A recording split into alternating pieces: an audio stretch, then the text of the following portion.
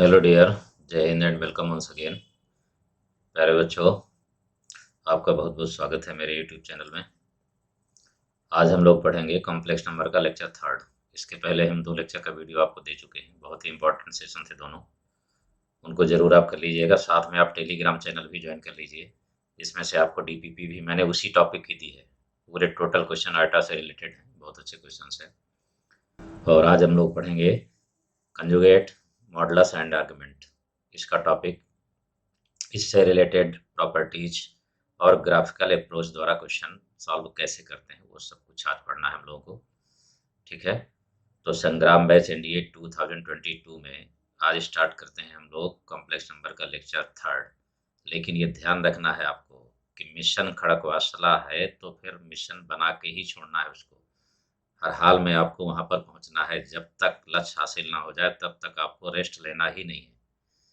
Okay dear, तो आइए start करते हैं आज का लेक्चर।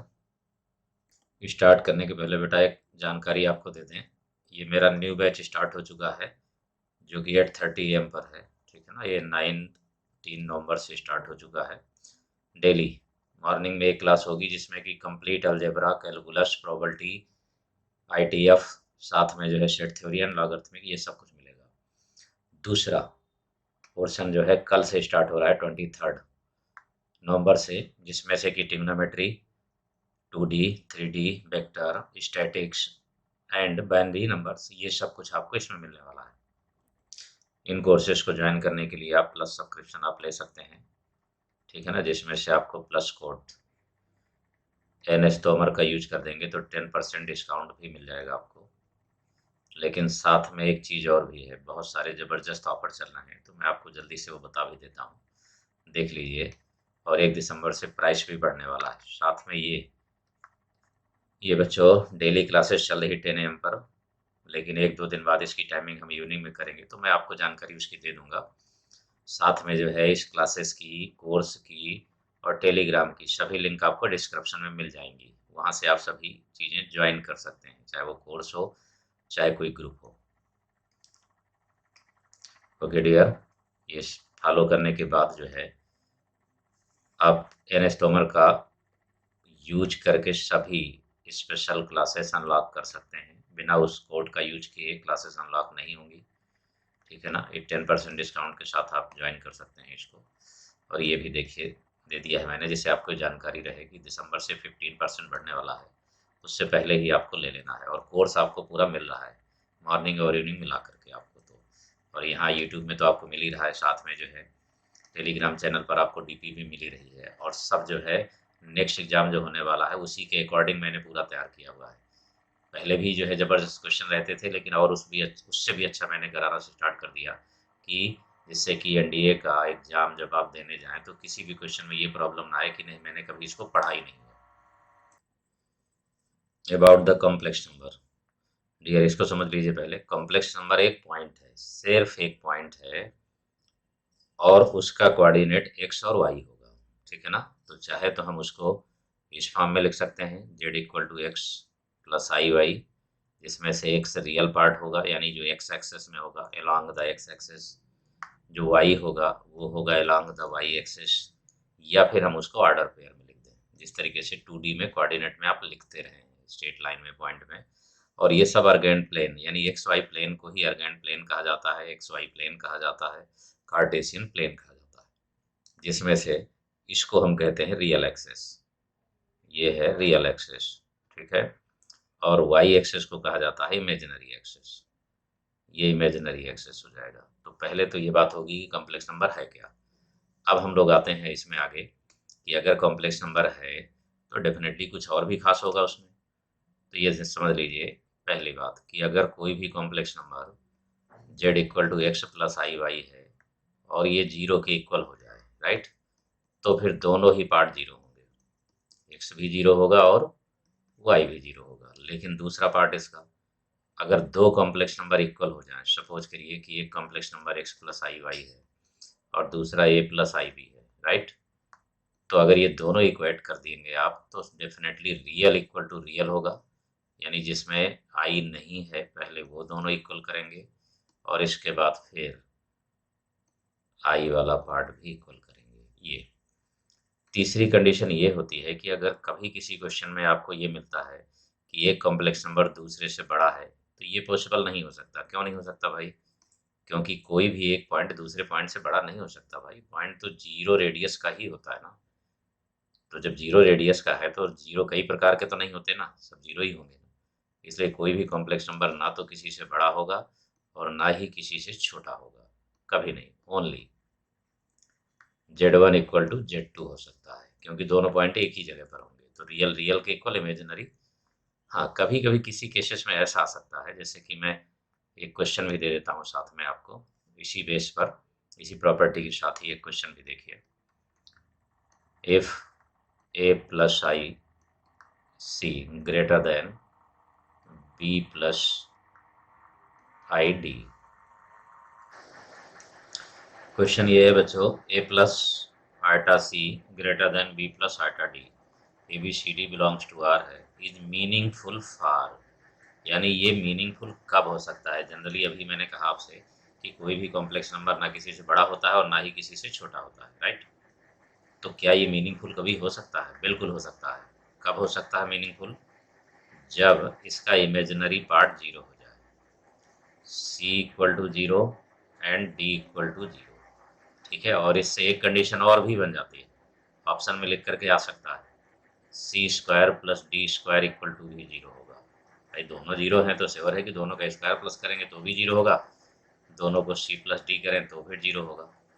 ठीक है ना? लेकिन सी प्लस डी में नेगेटिव और पॉजिटिव दोनों भी हो सकता था, कुछ भी हो सकता था, सेम वैल्यू भी हो सकती थी, तब जीरो होगा। इसलिए ये नहीं लिया जाएगा, ये दोनों वैल्यूज ली जा सकती हैं। ठीक है ना? दोनों परफेक्टली जीरो होंगे तो फिर दोनों का स्क्वायर भी जीरो होगा, तभी ये मीनिंगफुल होगा। केवल ए बचेगा और केवल बी बचेगा। तो जब रियल नंबर है तो श्योर है कि हम ए की वैल्यू बड़ी रख देंगे तो अपने आप सेटिस्फाइड होगा।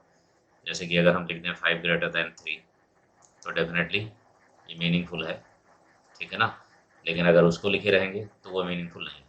यानी अगर हम लिख दें 2 plus 3i less than 5 plus 3i, बिल्कुल, तो आप ये मत सोचिए कि ये 3i बराबर हो गए, ये 2 से ये बड़ा है तो इसका मतलब ये बड़ा होगा, बिल्कुल नहीं, ऐसा कभी नहीं हो सकता। ठीक, तो ये बच्चों कॉन्सेप्ट रहा प्रॉपर्टीज कॉम्प्लेक्स नंबर की, जो आपने पढ़ी ग्रेटर देन लेस देन की।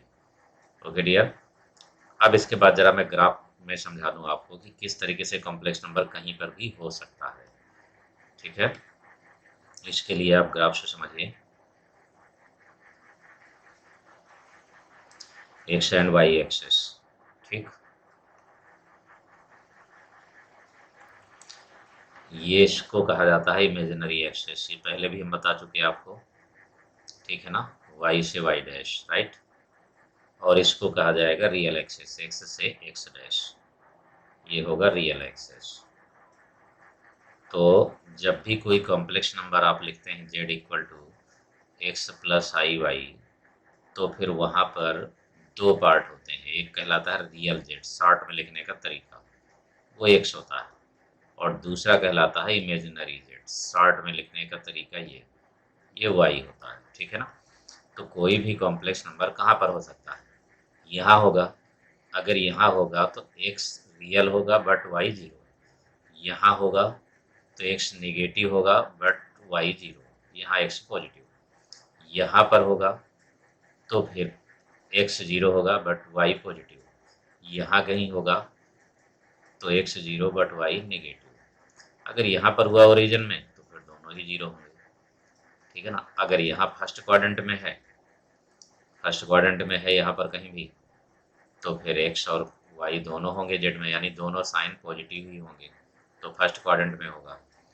अगर यहाँ पर हो गया, सेकंड क्वाड्रेंट में हो गया जेड, तो श्योर है कि ये जेड की बात हम कर रहे हैं, सब जगह जेड।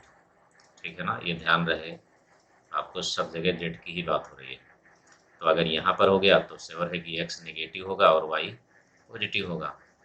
और अगर यहाँ पर हो गया जेड, तो फिर दोनों, अगर दोनों साइन नेगेटिव आपको मिलें तो आप समझ जाइए कि थर्ड क्वाड्रेंट में है, दोनों पॉजिटिव मिलें तो फर्स्ट क्वाड्रेंट में है, एक्स नेगेटिव वाई पॉजिटिव तो सेकंड में, और एक्स पॉजिटिव और वाई नेगेटिव तो फोर्थ में।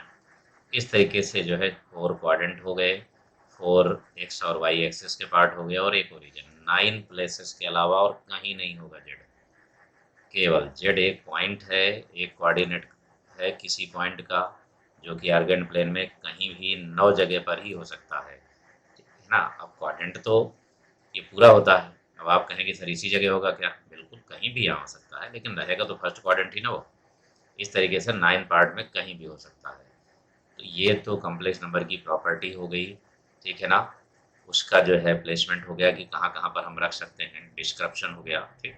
अब इसके बाद नंबर आता है कि अगर किसी भी कॉम्प्लेक्स नंबर को हम उसका मॉडुलस आर्गुमेंट कंजुगेट निकालें तो किस तरीके से निकाल पाएंगे। तो फिर आते हैं बच्चों हम लोग नेक्स्ट में यहाँ पर conjugate modulus argument of a complex number, ठीक है। तो अगर z equal to x plus i y है तो डेफिनेटली इसका जो कंजुगेट होगा वो केवल आल्टा का साइन, इमेजिनरी पार्ट का साइन चेंज करिए बस, और कहीं भी नहीं। और इसको कहा जाता है स्टैंडर्ड फॉर्म। जो आपने लिखा है ये है स्टैंडर्ड फॉर्म, ठीक है। तो कंजुगेट इसका बनेगा, कंजुगेट जेड बार होगा, जेड कंजुगेट कहिए आप इसको, और आल्टा का साइन चेंज हो जाएगा। इस तरीके से हम किसी भी कॉम्प्लेक्स नंबर का कंजुगेट निकाल सकते हैं, ठीक है ना, केवल साइन चेंज करके इमेजिनरी पार्ट का। लेकिन जब मॉडुलस की बात आएगी तो मॉडुलस का मतलब होता है distance between origin to z. अभी इसका डायग्राम भी बना देता हूँ मैं। तो ये बनेगा x square plus y square, right. या फिर आप ऐसे लिख सकते हैं mod z equal to real, real z जो भी हो प्लस इमेजिनरी जेड जो भी हो स्क्वायर, ये लिख सकते हैं आप। मतलब एक ही है दोनों चीज़ का, ठीक है। इसके बाद फिर नंबर आ जा रहा है कि आर्गुमेंट कैसे निकालेंगे।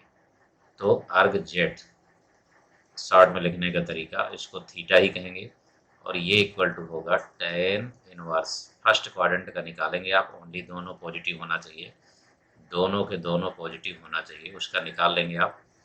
जब ये निकाल लेंगे तो फिर इसके बाद किसी क्वाड्रेंट का आर्गुमेंट निकाल लेंगे, और वो मैं आगे आपको बता भी रहा हूँ, ठीक। इसको आप लिखने का तरीका ऐसे भी समझ सकते हैं, tan theta equal to y upon x, ये होगा tan theta equal to y upon x.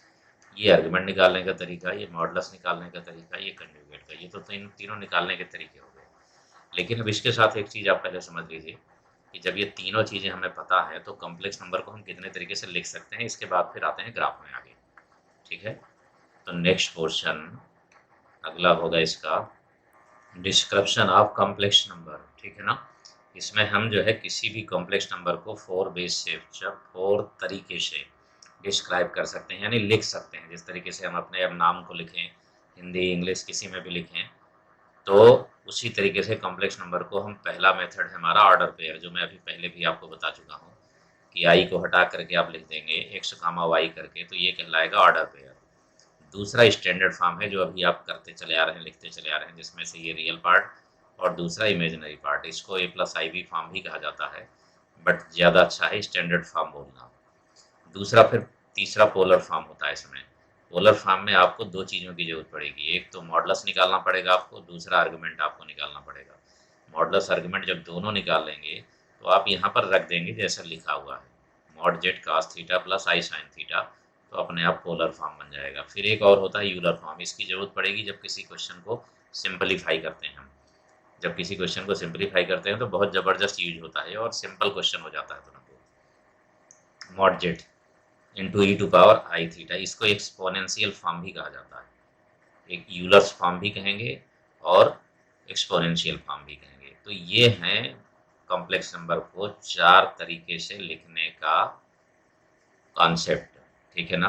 यानी 4 वेज में हम इसको डिस्क्राइब कर सकते हैं। अब इसके बाद नंबर आता है कि अगर हम डिस्क्राइब करेंगे तो हमें ये तो पता लग गया कि आर्गुमेंट कैसे निकालेंगे, मॉडुलस कैसे निकालेंगे, कंजुगेट कैसे निकालेंगे, ठीक है। डिस्क्रिप्शन भी ये हो गया। लेकिन अब इससे रिलेटेड क्वेश्चन करना है पहले, फिर प्रॉपर्टी। लेकिन अभी एक आपको ग्राफ समझना है पूरा। ये हो गया बच्चों एक्स एक्सिस, ये हो गया वाई एक्सिस, ठीक है ना। तो अगर यहाँ पर z है इस जगह पर अगर z है तो ये फर्स्ट क्वाड्रेंट हुआ, तो श्योर है कि x कामा y होगा, या फिर z equal to x plus i y, ये आप कह सकते हैं। तो इसके ठीक सीध में नीचे की तरफ कंजुगेट होता है इसका, डेफिनेटली यहाँ पर इसका कंजुगेट होगा z बार, और ये होगा x माइनस आई वाई। ठीक इसके सीध में z के ओरिजिन के जस्ट अपोजिट कहलाया जाएगा इसका नेगेटिव, इसका नेगेटिव हो जाएगा बच्चों, यानी ये होगा माइनस जेड, और कोऑर्डिनेट आप जान ही रहे हैं इसका, माइनस एक्स माइनस आई वाई हो जाएगा। और यहाँ ये जेड बार है तो ठीक इसके सीध में यहाँ पर ही माइनस जेड बार हो जाएगा, और ये हो जाएगा minus x plus i Y. इस तरीके से अगर जेड कहीं भी हो, फर्स्ट क्वाड्रेंट में, सेकंड में, थर्ड में, फोर्थ में, आप उसके ठीक नीचे, अगर जेड ऊपर है तो जेड बार नीचे, या फिर जेड नीचे है एक्स एक्सिस के तो जेड बार ऊपर, दो आपको तुरंत मिल जाएंगे। जब दो तुरंत मिलेंगे तो इसके बाद फिर आप जस्ट अपोजिट, ओरिजिन से सीधे ले जाते हुए जस्ट अपोजिट, ओरिजिन के रेस्पेक्ट में इमेज बनाते हुए आप ले जाएंगे तो वही वैल्यू माइनस में हो जाएगी। जैसे जेड यहाँ है तो यहाँ माइनस जेड बनता है, अगर यहाँ जेड होता तो यहाँ माइनस जेड हो जाता इधर फर्स्ट क्वाड्रेंट में, जेड अगर थर्ड में होता तो माइनस जेड फर्स्ट में हो जाता, जेड बार अगर यहाँ होता सेकंड में तो माइनस जेड बार फोर्थ में हो जाता।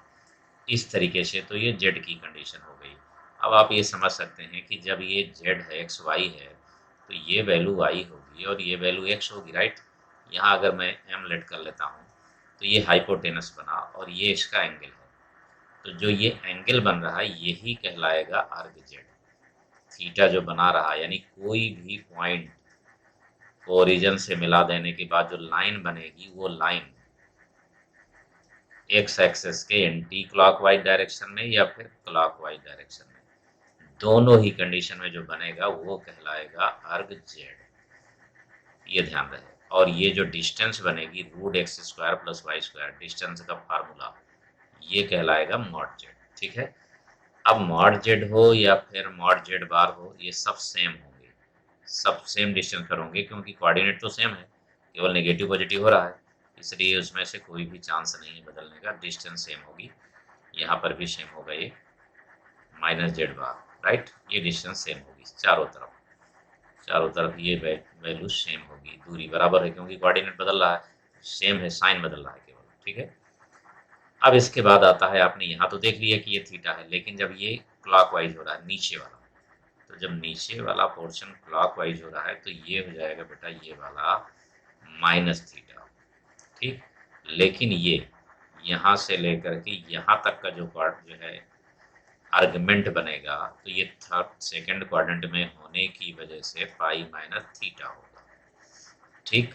लेकिन सेम चीज़ यही जब यहाँ एंटी क्लॉकवाइज की बजाय क्लॉकवाइज में नीचे की तरफ आएंगे आप, तो यही वैल्यू रहेगी लेकिन नेगेटिव हो जाएगी। इससे आपको जानते हैं क्या बेनिफिट मिला, इससे आपको दो चीज़ें मिल गई केवल सिंपल वे में, कि अगर आपको कॉम्प्लेक्स नंबर दिया है तो आप तुरंत समझ जाएंगे कि फर्स्ट क्वाड्रेंट में है उसके साइन के द्वारा, तो अगर फर्स्ट क्वाड्रेंट में है तो थीटा होगा आर्गुमेंट।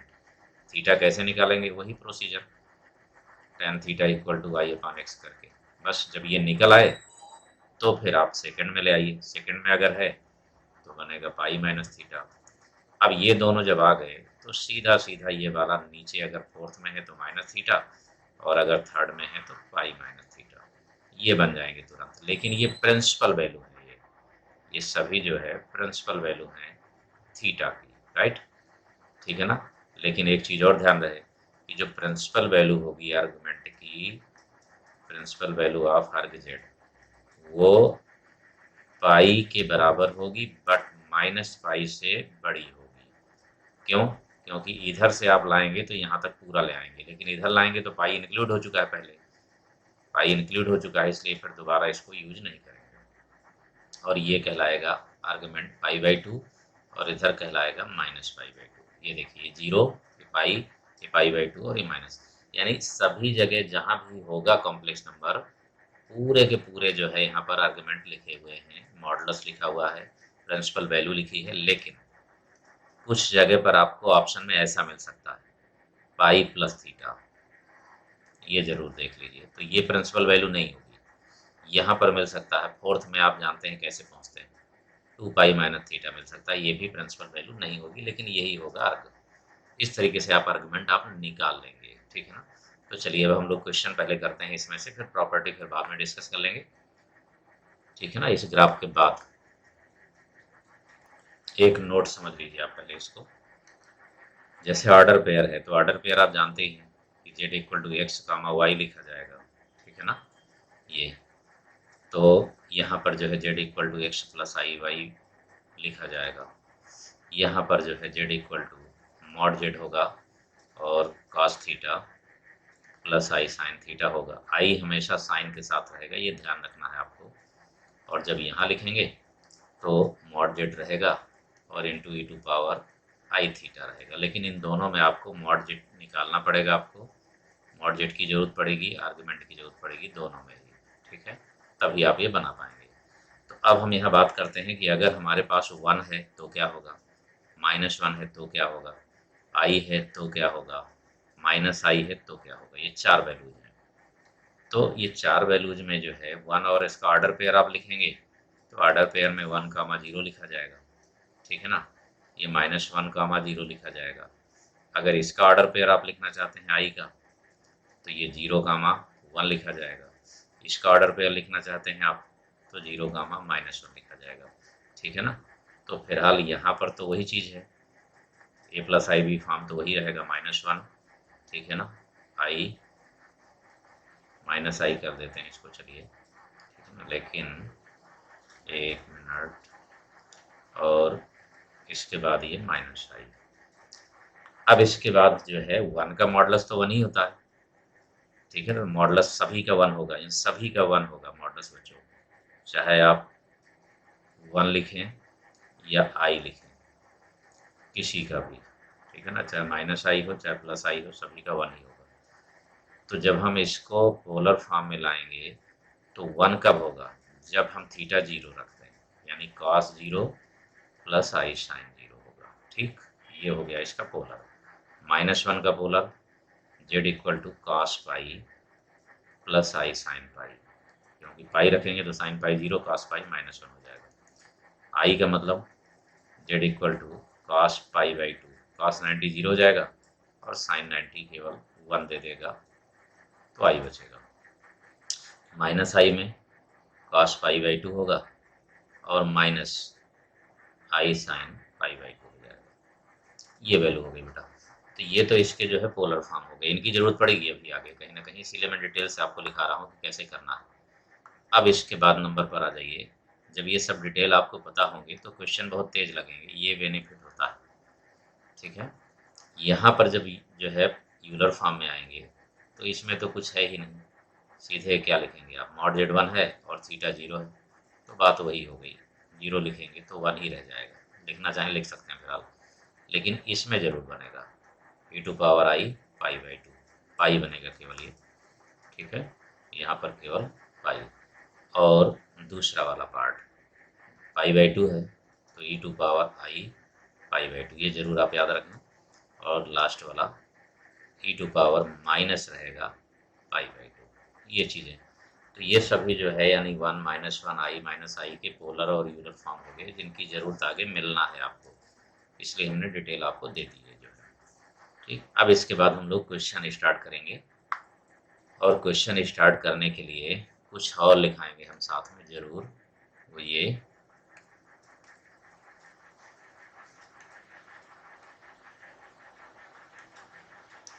यहाँ पर एक नोट और, वो ये कि if z is purely real, अगर प्योरली रियल है तो definitely imaginary z equal to 0 होगा, ठीक। पहली कंडीशन, ठीक है, पहली कंडीशन ये बन गई, इमेजिनरी जेड इक्वल टू 0। दूसरी कंडीशन ये होगी, इफ जेड इज प्योरली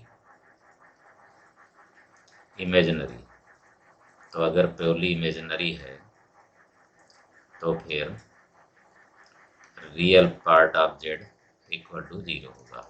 ये दो चीज़ें ज़रूरत है इनकी, आगे काम होता रहेगा इनसे। ठीक, अब इसके बाद हम लोग आ जाते हैं बच्चों नेक्स्ट क्वेश्चन में। तो क्वेश्चन 2 है, पहले एक हमने कराया था, बाकी तो अभी प्रॉपर्टी हमने आपको लिखाई, ज़रूरत है इसकी, अगर ये नहीं लिखाते तो आप क्वेश्चन अच्छा नहीं कर पाएंगे। तो यहाँ पर जो है लेट कर लिया हमने z equal to 1 plus i√3। अब आप समझ सकते हैं कि ये दोनों साइन पॉजिटिव हैं, रियल का भी और इमेजिनरी का भी। अगर ऐसा है तो फिर z कंजुगेट निकालेंगे। बिल्कुल सिंपल क्वेश्चन दिया है हमने, फिर आगे अभी तो हम लोग करेंगे ही अच्छे अच्छे क्वेश्चन मॉडरेट, लेकिन पहले पूरा समझ लीजिए। कंजुगेट निकालेंगे तो इसका साइन चेंज हो जाएगा। ठीक है, ये हो गया, कंजुगेट हो गया। अगर आप मॉडुलस निकाल रहे हैं, मॉडुलस निकालेंगे तो श्योर है कि रियल स्क्वायर हो जाएगा +√3, ये स्क्वायर हो जाएगा। ठीक है ना, तो ये √3 + 1 यानी 4 यानी 2 आ गया। ये मॉडुलस भी हो गया, मॉडुलस हो गया, कंजुगेट भी हो गया। अब इसका आर्गुमेंट भी तो निकाल लीजिए। तो tan थीटा जब निकालेंगे आप तो इमेजिनरी यानी कि √3 और अपान में 1। अब √3 आप जानते ही हैं कि थीटा इक्वल टू π/3 पर होता है। चलिए कोई बात नहीं, फर्स्ट क्वाड्रेंट पर π/3 आ चुका है। अब अगर आपसे ये कहा जाए कि आप आर्गुमेंट निकालिए आप 1 माइनस i√3 का, यानी ये फोर्थ क्वाड्रेंट में दिख रहा है आपको, तो जब फोर्थ में दिख रहा है तो हम प्लस वाला निकाल चुके हैं। फर्स्ट क्वाड्रेंट का निकालना है हमेशा आपको। जब फर्स्ट क्वाड्रेंट का आपने निकाल लिया है आर्गुमेंट, तो इसके बाद फिर चाहे जहाँ से पूछा जाए आप आराम से करते चले जाइए। तो आर्गुमेंट 1 माइनस i√3 जब है तो ये फोर्थ में हुआ, तो फिर आपको कुछ करने की ज़रूरत नहीं, सीधे माइनस π/3। अगर आपसे पूछा जाए -1 प्लस i√3 यानी सेकंड में हुआ, सेकंड में अभी अभी आपने पढ़ा है, पाई में माइनस कर देंगे इसको, बस और कुछ नहीं करना है, केवल पाई में माइनस कर देंगे। ठीक है ना, अगर यही थर्ड में पहुंच जाए -1 माइनस i√3, तो फिर सीधी सी बात है कि जो सेकंड का आया है ऊपर वही थर्ड में नीचे हो जाएगा माइनस का, ये हो जाएगा। तो इस तरीके से आप आर्गुमेंट आप निकाल सकते हैं किसी भी कॉम्प्लेक्स नंबर का। तो ये चारों आर्गुमेंट हमने दिए, चारों में। ठीक है, मॉडुलस हो गया, आर्गुमेंट हो गया। ठीक, अब इसके बाद क्वेश्चन बच्चों मॉडरेट होंगे। अभी तो ये बेसिक क्वेश्चन था, केवल निकालने के लिए हमने बताया कि ऐसे ऐसे करते हैं, लेकिन इससे रिलेटेड कुछ और भी समझ लीजिए। अगर प्योरली रियल है तो, प्योरली रियल है, जैसे सपोज करिए यार 3 लिखा है, तो ये प्योरली रियल है और पॉजिटिव भी है, तो आर्गुमेंट 0 होगा। अगर प्योरली रियल है और निगेटिव हो जाए तो आर्गुमेंट इसका पाई हो जाएगा, क्योंकि इधर होगा निगेटिव में। अगर प्योरली इमेजिनरी हो जाए और पॉजिटिव हो जाए, जैसे ये 2i हो गया, तो π/2 हो जाएगा। अगर प्योरली इमेजिनरी और निगेटिव हो जाए, -7i यानी वाई एक्सिस में नीचे की ओर होगा, तो -π/2। इस तरीके से किसी भी क्वाड्रेंट में कॉम्प्लेक्स नंबर है, किसी भी एक्सेस में है, उसका आर्गुमेंट निकाल सकते हैं, मॉडुलस निकाल सकते हैं। इतना तो ठीक है, लेकिन जब आर्गुमेंट और मॉडुलस आपने निकाल ही लिया है, तो फिर क्या पोलर फॉर्म नहीं बना सकते हैं? बिल्कुल बना सकते हैं। तो polar form of z equal to 1 plus i√3, इसका पोलर फॉर्म जब बनाएंगे आप, तो आपको पता है कि मॉड z आपने निकाला है 2, आर्गुमेंट आपने निकाला है π/3, ये हो गया। इस तरीके से बच्चों पोलर फॉर्म में हम बदल सकते हैं। दूसरा यूलर फॉर्म, जब ये निकाल लिया आपने तो यूलर फॉर्म भी आ जाएगा। तो यूलर फॉर्म में जो है आपको क्या करना है, मॉडुलस तो रहेगा जो था, e⁴ लगेगा, i लगेगा, और जो थीटा की वैल्यू आई पॉजिटिव, ये हो गया। तो इस तरीके से हम किसी भी कॉम्प्लेक्स नंबर को पोलर फॉर्म में बदल सकते हैं, यूलर में बदल सकते हैं। ठीक है, इन दोनों से आप स्टैंडर्ड में बदल सकते हैं, ऑर्डर पेयर में बदल सकते हैं, मॉडुलस आर्गुमेंट कंजुगेट निकाल सकते हैं। लेकिन मॉडुलस हो, आर्गुमेंट हो, कंजुगेट हो, ये सब आप तभी निकाल पाएंगे जब a+ib फॉर्म में बदल लेंगे। सुनिए मेरी बात ध्यान से, इसको कितनी चीज़ों के लिए आपको ज़रूरत पड़ेगी नोट में, ये खासकर यही सब चीज़ें जानना ज़रूरी भी रहता है। ठीक है ना। फॉर, पहली बात मॉडुलस, मॉडुलस निकालना हो आपको, कंजुगेट निकालना हो आपको, ठीक है, आर्गुमेंट निकालना हो आपको, प्योरली रियल, ये चेक करना हो, प्योरली इमेजिनरी, प्योरली इमेजिनरी आपको निकालना हो, ठीक है ना। स्क्वायर रूट निकालना हो आपको, कितना हुआ देख सकते हैं आप यहाँ पर 1 2 3 4 5 6। अगर इनमें से कुछ भी निकालना है इसमें से तो एक ही काम करना होगा आपको, देन चेंज जेड इन ए प्लस आई बी फॉर्म। केवल एक रियल और एक इमेजिनरी ही बचना चाहिए।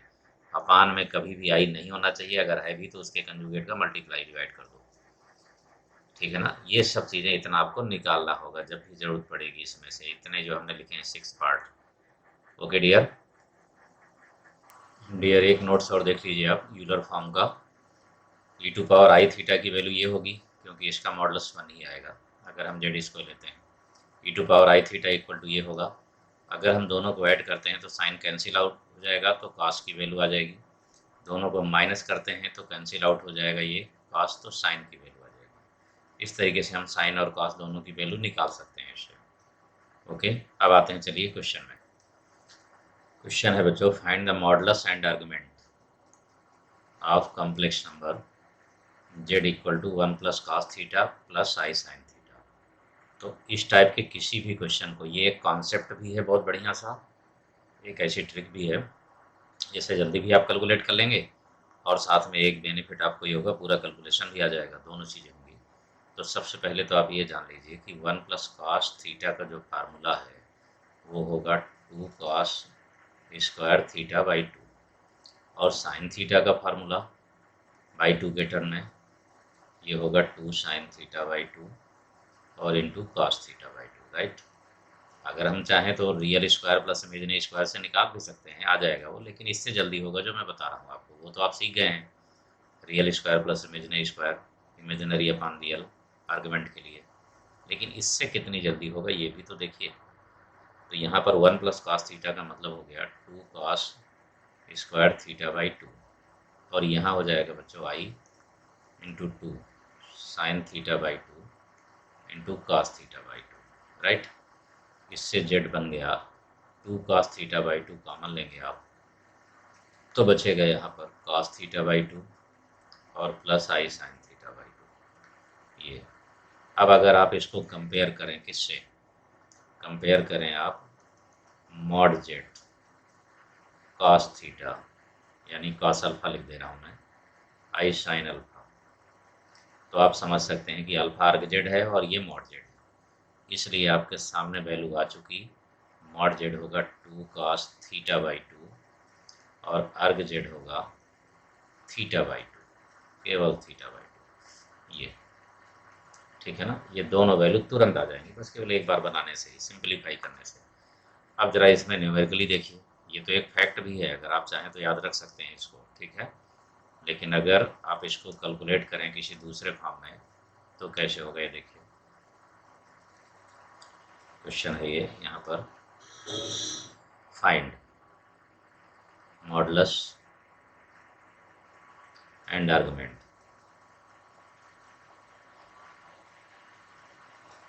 Of z equal to 1 plus cos 2 pi by 5 plus I sine 2 pi by 5।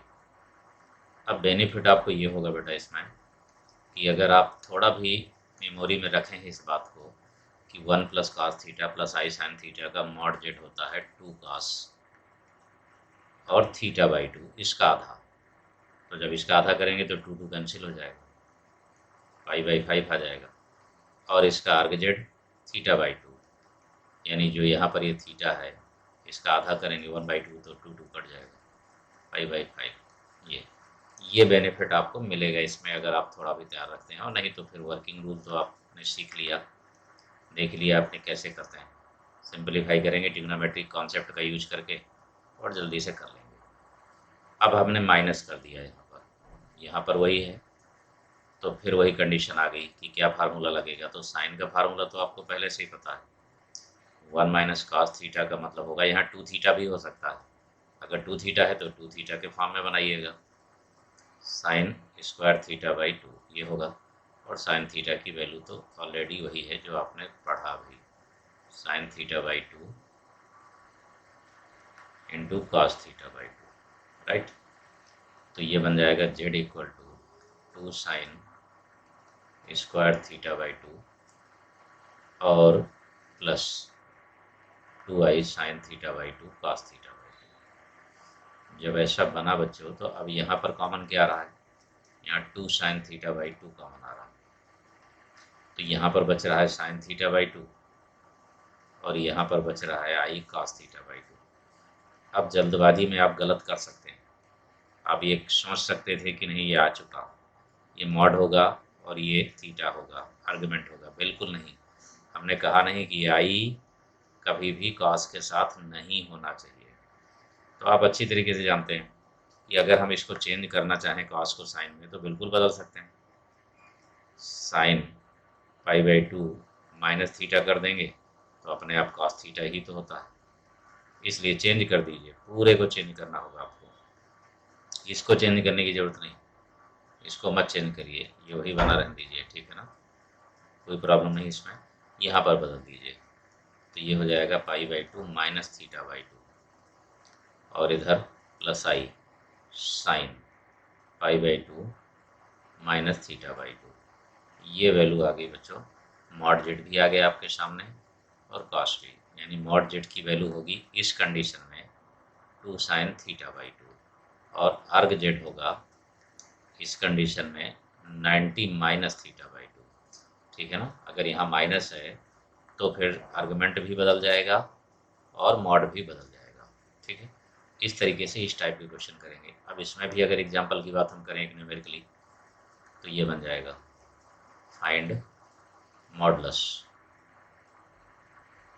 And argument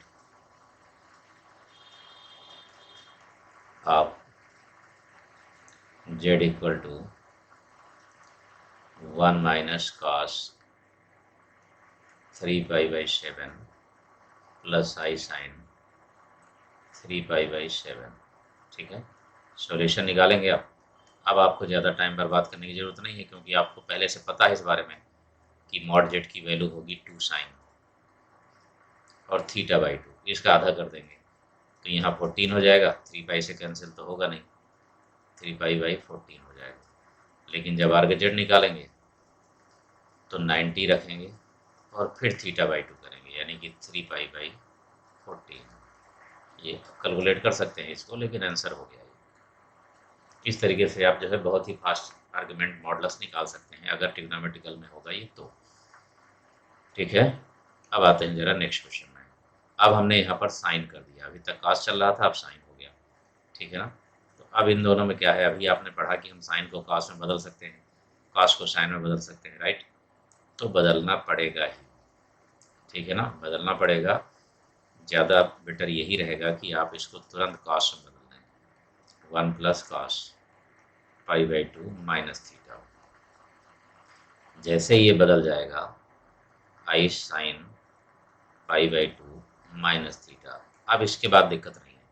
अब आपने अभी जस्ट पढ़ा है कि 1 प्लस कॉस थीटा का मॉडुलस क्या होगा, साइन थीटा का, बिल्कुल अभी भी जस्ट पढ़ा है आपने, डायरेक्ट यूज करिए आप, 2 कॉस थीटा बाई 2। तो ये रहा थीटा, पूरा का पूरा थीटा है, ये जितना लिखा है ये पूरा थीटा है, ये पूरा थीटा है डियर, ठीक है। तो 2 कॉस थीटा बाई 2 यानी कि पाई बाई 4 बाई 2 करने पर माइनस थीटा बाई 2 ये आ गया। आर्ग जेड भी आप निकाल देंगे तुरंत, यानी कि इस क्वेश्चन में कुछ आपको करना नहीं है, जो साइन था वो कॉस में बदल देंगे, बस आ जाएगा तुरंत ही। आर्ग जेड इसमें थीटा बाई 2 ही होता है, तो सीधा सा theta by 2 pi by 4 minus theta by 2 ये आ गया। इस तरीके से बच्चों ये आंसर निकाल देंगे तुरंत, यानी केवल हमने एक पार्ट पढ़ा, निकालना सीखा 2 का, इसके बाद सब बनते चले जाएंगे। कोई भी क्वेश्चन बनाना चाहेंगे आप तुरंत बनेगा वो। यहाँ पर हमने माइनस कर दिया, अब माइनस कर दिया है तो नो प्रॉब्लम, जैसा अभी किए थे सेम वही चीज़ बिल्कुल कॉस में बदल दीजिए। जैसे ही कॉस में बदलेंगे आप तो 1 minus cos pi by 2 minus theta और plus I sine pi by 2 minus theta, ये हो गया। लेकिन अब यहाँ मॉड जेड के लिए अभी भी पढ़ा आपने कि जब ये कॉस माइनस में होता है तो ये साइन हो जाएगा, थीटा बाई टू तो रहेगा, लेकिन साइन तो pi by 4 minus theta by to होगा। लेकिन जब अर्ग जेड निकालते हैं तो अर्ग जेड में आपने पढ़ा है कि पाई बाई टू में माइनस करते हैं थीटा बाई टू को, पाई बाई में माइनस करेंगे थीटा बाई टू को, कैलकुलेट कर दीजिए तो pi by 4 plus theta by to बन जाता है। अगर आप चाहें तो ऐसे याद रख सकते हैं। निकालना वही प्रोसेस है, बिल्कुल सेम जो अभी अभी आपने पढ़ा, सेम कंडीशन पर आपको कैलकुलेट कर देना है, ठीक है ना।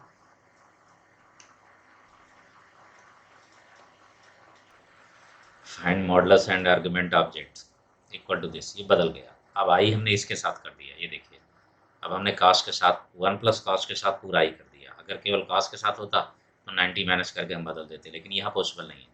नहीं पॉसिबल है तो no problem, 1 plus cos theta का फार्मूला तो पॉसिबल है ना। तो फिर जेड इक्वल टू हो जाएगा आई 1 प्लस कॉस थीटा का मतलब हो गया 2 cos square theta by to, theta by to यानी बाई टू करेंगे इसको, ये पूरा थीटा है तो ये 3 पाई बाई 5 आ जाएगा, ये हो गया। प्लस सेम कंडीशन यहाँ पर भी 2 sine 3 pi by 5, theta by two कर रहे हैं बच्चों, ठीक है ना। किसी को इसमें प्रॉब्लम तो नहीं होना चाहिए, फिर भी मैं समझा दे रहा हूँ। थीटा हमारे पास है 6 पाई बाई 5, अगर हम थीटा बाई टू करते हैं तो 2 से डिवाइड करेंगे तो 3 पाई बाई 5 बन जाता है, ये आ गया। अब यहाँ पर आपको कॉमन दिख रहा है, क्या कॉमन दिख रहा है, 2 भी दिख रहा है, कॉस भी दिख रहा है दोनों तरफ, तो 2 कॉस 3 पाई बाई 5, क्या बचा, इधर बचा साइन और इधर बचा आई कॉस, तो आई कॉस को अब बेटा साइन में बदल दीजिए, कॉस में, तो ये जो साइन बच रहा है इस साइन को 90 माइनस कर दीजिए, यानी pi by two minus 3 pi by 5, ये बन जाएगा साइन का कॉस, और जो आई वाला कॉस वाला पार्ट था उसको साइन में बदल दीजिए, तो ये हो जाएगा pi by two minus 3 pi by 5, ये हो गया डियर। बस हो गया, बन गया तुरंत क्वेश्चन। आपके पास मॉड जेड की वैल्यू आ गई, मॉड की वैल्यू वही आई जो आपने अभी देखा था कुछ देर पहले थीटा बाई टू करके, ठीक है ना, 2 कॉस थीटा बाई टू वही है, लेकिन अर्ग जेड बदलेगा, अर्ग जेड ये बदलेगा कि pi by two minus theta by to हो जाएगा इसमें, ठीक है। जनरली उसमें क्या था, थीटा बाई टू ही था, लेकिन इसमें pi by two minus theta by to हो गया, यानी 3 पाई बाई 5। अब इसको कैलकुलेट कर लेना है जो भी आएगा, ये तो कॉमन बात है, ये तो हर एक स्टूडेंट कर ही सकता है, एलसीएम लेकर के निकाल सकता है उसको। ओके डियर,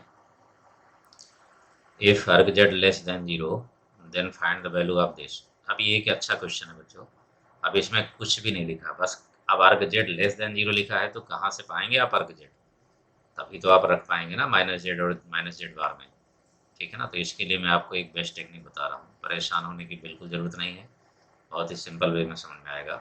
अभी कुछ देर पहले मैंने आपको सिखाया भी है कि जब भी कोई भी कॉम्प्लेक्स नंबर होगा तो या तो वो फर्स्ट क्वाड्रेंट में होगा, थर्ड में होगा, या फिर फोर्थ और सेकंड में होगा, होगा इन्हीं जगह पर।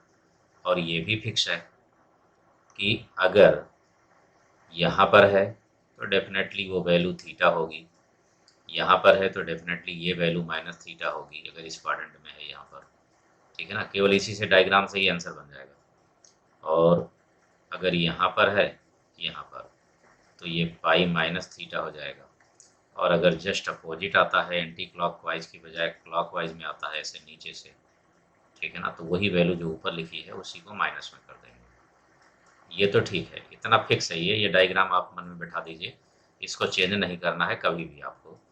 अब चेंज क्या करना है, केवल एक ही बात चेंज करनी है, ये कहाँ पर कह रहा है अर्ग z less than 0, less than 0 means negative, और निगेटिव कहाँ पर, ये देखिए फोर्थ क्वाड्रेंट में, इसका मतलब है कि जेड बच्चों यहाँ पर होगा, तो जब जेड यहाँ होगा तो 100% जेड बार यहाँ होगा, ये मैंने आपको सिखाया है ठीक आज ही। जेड यहाँ है तो ठीक ऊपर जेड बार, ऊपर जेड था एक्स एक्सेस के तो बिलो में हो जाएगा जेड बार यानी कंजुगेट, लेकिन ये दोनों जब मिल जाएं तो ठीक अपोजिट में आप माइनस लिख दीजिए, दोनों का कुछ भी सोचना नहीं है, माइनस में, ठीक है। ये हो गया, बस सभी के आर्गुमेंट आपको मिल गए, अब कुछ भी नहीं करना, वो डायग्राम जो बना था वो फिक्स है, आपको theta minus theta pi minus theta minus pi minus theta कभी बदलना ही नहीं है आपको, ठीक है ना, बिल्कुल फिक्स डायग्राम बना के रखिए उसे, और बस ये देख लीजिए कि जेड कहाँ पर है। तो जितना आर्गुमेंट कहेगा उतना ही। अगर नेगेटिव कह रहा है तो फिर आप फोर्थ में रखिए, और कोई वैल्यू दे रहा है तो जहाँ कह रहा है वहाँ रख लीजिए। ठीक है ना। इसमें ये भी कह सकता था, इसकी बजाय अगर ये भी कह देता तो भी समझ लीजिए आप। -π/15 अर्ग -π/4। अगर ये कह रहा है तो डेफिनेटली ये भी सेम कंडीशन दे रहा है। ये फोर्थ क्वाड्रेंट में ही आ रहा है, नेगेटिव है दोनों, देख लीजिए। ठीक है ना। तो इस तरीके से आप तुरंत डायग्राम बना लेंगे। बेसिक हमेशा रहेगा वो, जहाँ पर जेड कह रहा है वहाँ ले लेंगे आप फर्स्ट में, फोर्थ में। जेड ग्रेटर देन 0 करता तो ऊपर लेते, फर्स्ट में लेते हम। ठीक है ना। थर्ड क्वाड्रेंट की बात करता तो थर्ड में ले लेते। लेने के बाद फिर आपका आंसर आ चुका। अब कुछ नहीं सोचना है आपको, बिल्कुल आंसर सामने रखा है। ये देखिए, अर्ग -z प्लस अर्ग -z बार, ये है। तो -z कहाँ रहा, कहाँ दिख रहा है बच्चों, ये रहा। -z का है π-θ, इसका आर्गुमेंट है π-θ। तो -z बार का कहाँ, ये रहा, -π-θ, -π-θ, ये हो गया। -π कैंसिल हो जाएगा, और ये देखिए ये प्लस थीटा आ जाएगा, और ये प्लस थीटा आ जाएगा, आंसर आ गया 0। ये हो गया। इस तरीके से आप इसको कैलकुलेट कर लेंगे, सिमिलर डायग्राम तुरंत बना करके। सेम कंडीशन, जरा दूसरा क्वेश्चन देखिए। ये जरा देखिए कहाँ पर बता रहा है, पाई से लेकर के 3π/2 यानी थर्ड क्वाड्रेंट में, और इसकी वैल्यू हमें निकालनी है। तो फिर से आ जाइए, वही ज़बरदस्त डायग्राम, जो कहीं बदलने की कोई ज़रूरत ही नहीं है। फटाफट आप कैलकुलेट करिए उसी से। ये रहा, बिल्कुल फिक्स, नो चेंज, इसमें कोई भी चेंज करने की ज़रूरत नहीं है आपको। ठीक है। ये हो गया बेटा सॉल्यूशन। यहाँ पर हमने क्या कहा है आपसे, थीटा। यहाँ हमने क्या कहा है, -θ। यहाँ हमने क्या कहा है, यहाँ से लेके यहाँ तक में π-θ। ठीक। यहाँ से हमने क्या कहा है, इधर की तरफ माइनस, और फिर π-θ ब्रैकेट के अंदर। ये वैल्यू मिल गई अब आपको। अब आपको देखना है कि जेड है कहाँ, कहाँ है भाई जेड, थर्ड में कह रहा है। तो जेड जब यहाँ है तो श्योर है ठीक ऊपर इसके जेड बार हो जाएगा। बस -z यहाँ पर हो गया, और -z बार यहाँ पर हो गया। पूरी वैल्यू आपको तुरंत ही मिल गई। अब आपको केवल आंसर ही निकालना है बस। तो जेड बार माइनस, बहुत ही बेस्ट टेक्निक है बच्चों जो मैं बता रहा हूँ, ग्राफ से बिल्कुल फर्स्ट क्लास। जेड बार ये रहा π-θ। ठीक। और -z, माइनस पहले लगेगा, और -z ये रहा थीटा। ठीक है ना। ये रहा बेटा, -z का थीटा है, इसलिए π-2θ आ गया। ये आंसर हो गया। इस तरीके से आप कहीं भी जेड कहता हो, उसी के अकॉर्डिंग आप फिक्स डायग्राम में, इस डायग्राम को चेंज नहीं करना, केवल जेड और जेड बार ही घूमते रहेंगे। जहाँ पर कहेगा उसी के अकॉर्डिंग जेड बार बन जाएगा, और उसी के अकॉर्डिंग -z और -z बार बन जाएगा। Okay dear. अब आ जाते हैं जरा इसमें। अब ये थोड़ा सा हमने चेंज कर दिया, यहाँ पर माइनस ले लिया है, पहले प्लस वाला बता चुके आपको, अभी माइनस कर दिया, लेकिन कंडीशन वही है, बिल्कुल एग्जैक्टली वही कंडीशन है। जेड इक्वल टू हम लेंगे साइन थीटा को 2sin θ/2, यानी कि π/10 हो जाएगा। ये जब 2 से डिवाइड करेंगे तो श्योर π/10 बन जाएगा, और cos π/10 बनेगा, और दूसरा वाला पार्ट हो जाएगा 2sin² में बनेगा, और वो भी π/10 ही बनेगा। तो आपको यहाँ कॉमन दिख रहा है 2sin π/10, आंसर वही आता है, लेकिन थोड़ा सा चेंजिंग होगी। अब इसमें cos बचा, cos π/10 बचा, और इधर आई sin π/10 बचा। ठीक है ना। बिल्कुल हो गया उसी फॉर्म में। मॉड जेड की वैल्यू आ गई 2sin θ/2, जो है पहले से थी, वही आया बिल्कुल। और अर्ग जेड कितना आ गया, अर्ग जेड आ गया इसमें θ/2, जस्ट अपोजिट हो गया। उसमें आपने देखा π/2 - θ आया था अभी ठीक पहले जब प्लस था, लेकिन इसमें θ/2 आ गया, क्योंकि यहाँ cos बना रह गया और यहाँ साइन रह गया। ये आंसर हो गया बेटा। ठीक है ना। तो ये आज हमने आप लोगों को जो है modulus, conjugate, description of complex number, ठीक है ना, और कुछ क्वेश्चन करा दिए। अब नेक्स्ट क्लास में बच्चों स्टार्ट होगा पहले प्रॉपर्टी, मॉडुलस, आर्गुमेंट, कंजुगेट की, और फिर उनसे रिलेटेड क्वेश्चन बहुत सारे डिफरेंट बनते हैं, वो सब आपको करना होगा। Okay dear. तो चलिए फिर मिलते हैं नेक्स्ट क्लास में। Thank you.